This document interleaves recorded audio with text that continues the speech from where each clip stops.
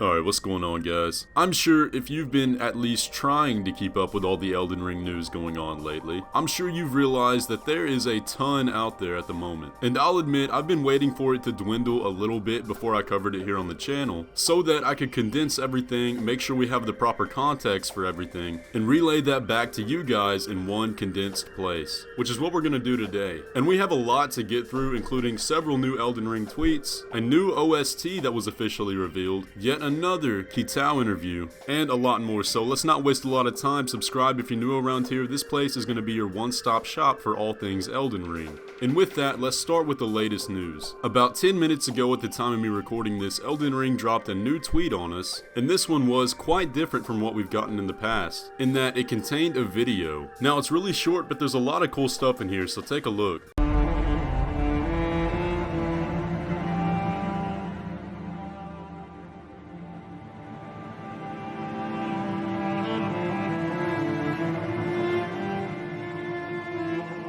Now you might have noticed right there that that is a new OST you can hear in the background. So I'm going to play it one more time so you can get a good listen to it.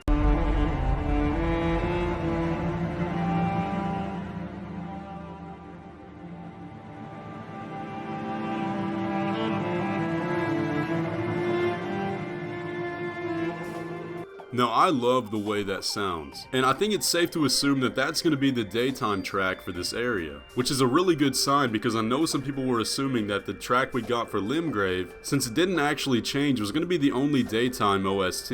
Now don't get me wrong, I like that track, but when it was on repeat for 15 hours I kinda got tired of it. Now the tweet did have text accompanying it that reads as follows: "Many roads lay open to those who search for the Elden Ring, and not all are paths of valor." While that text is interesting, there's something far more interesting going on in the background of this video. They did only upload it in 720p max, so it is a little difficult to make out, but those with a keen eye might have seen some very interesting details back there. Now right off the bat, you'll notice that we've seen this area before.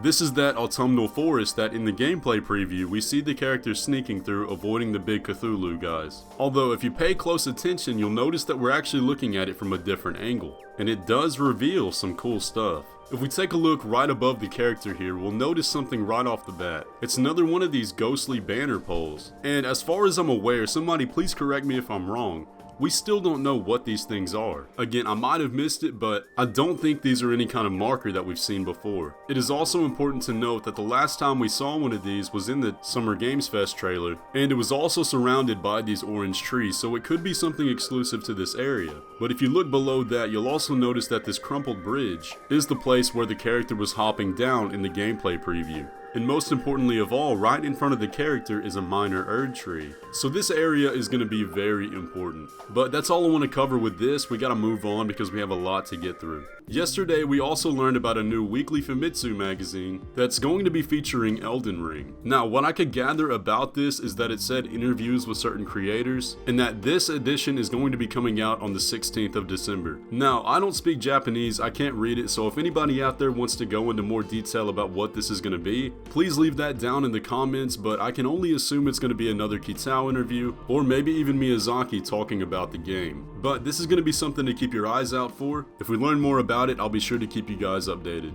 But moving on. Next on the list is a tweet that you guys have been begging me to cover that honestly deserves a whole video on its own. Now I am a bit late to this, but let's go ahead and dive into it. This tweet was from Friday talking about Margit the Fell Omen, and it reads, "The curse marks he bore from birth were another ominous sign for the royal family." Now that sentence alone opens up the floodgates for speculation. So let's speculate. To refresh your memory about the few things we know about Margit, go ahead and take a look at his intro cutscene one more time.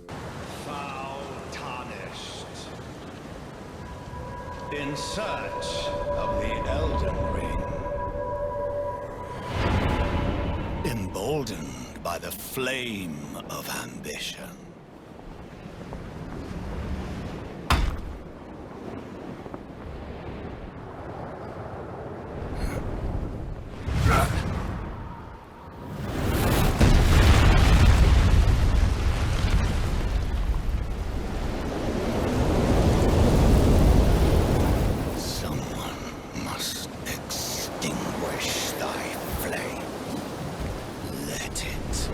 Margit the Fell.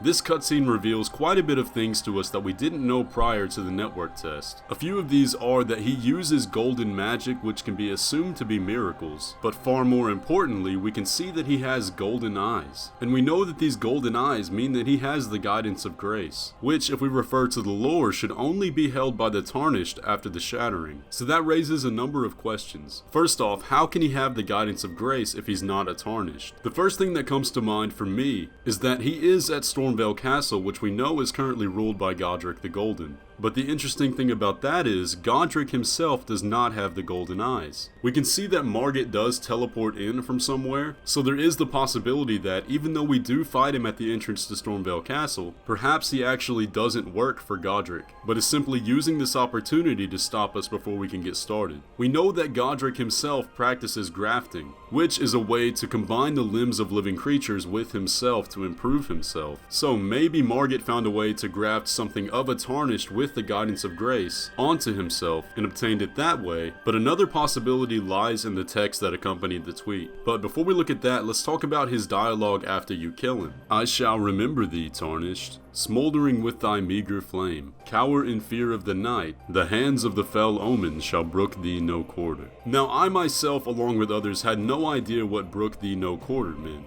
but it means something along the lines of take no prisoners or provide thee no place of comfort, which basically means his supporters, the hands of the fell omen, are going to be coming after us. But let's take a look at the tweet now. We don't know what these curse marks are, but clearly we can see a lot of stuff wrong with Margit's form. He has those horns growing out of his head, he has these growths all over his face, and the tail, which may or may not be grafted, but it says they were an ominous sign for the royal family. And we know of two royal families in the Elden Ring world so far. That is the royal family of Marika and Godfrey with the demigod children, and the royal family of Caria, both of which seem to have fallen to ruin. But I highly doubt it's the Carian royal family because that's associated with a whole different thing. Now, there is some speculation that could tie in with some certain spoiler topics which we will not get into, but for right now we really have no idea what this means. But if Margit is in fact part of the royal family, that would imply that he is a demigod and currently holds one of the shards of the Elden Ring. Now we know each of the shards possesses a different power, and here's my theory. A lot of people are thinking Margit is going to be a pursuer type character that we fight several times throughout our journey in the lands between. So if that is in fact the case, him having this guidance of grace means that he knows where we're going to be at all times. So if the aspect of his shard is this guidance of grace, that would give him the means to track us throughout our journey, by also having the same exact path and the guidance of grace that we do. But that's where I'm at with this theory. What do you guys think? Let me know down in the comments what you believe the fell omen that came with his birth was, and why he has these golden eyes. But anyways guys, that's going to pretty much do it for the video. I hope you enjoyed. If you did, please leave a like on it and subscribe if you're new around here. But as always, I'll catch you in the next one.